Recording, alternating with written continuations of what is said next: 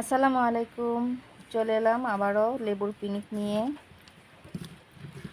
আসলে বৃষ্টিতে ভিজে ভিজে ছেলে স্কুলে আসা যাওয়া করে আবার অসুস্থ হয়ে গেছে, ঠান্ডা জ্বর। তাই ভাবলাম লেবু দিয়ে বানানো এই টক ঝাল রেমেডিটা মুখের রুচি ফিরিয়ে আনার জন্য ভালো কাজে দিবে।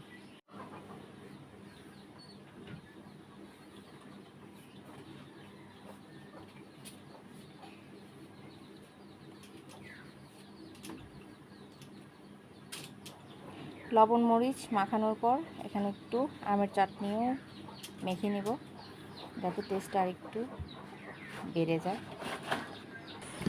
কাগজি লেবুর স্মেলটাই অনেক অসাধারণ লাগে, এটাতে এতটা তিতাও লাগে না, সেজন্য খেতেও মজা। আমার কাছে কেন জানি না এই কাগজি লেবুটাই বেশি ভালো লাগে। ছোটোবেলায় আমাদের গ্রামের বাড়িতে 2-3টা কাগজি লেবুর গাছ ছিল, সেই স্বাদটাই মনে হয় এখনও মুখে লেগে আছে, তাই এটা এত ভালো লাগে। আমার কেন জানি মনে হয় আগে মানে ছোটোবেলায় আমি যে জিনিসগুলো অপছন্দ করতাম সেগুলো এখন আরও বেশি ভালো লাগে।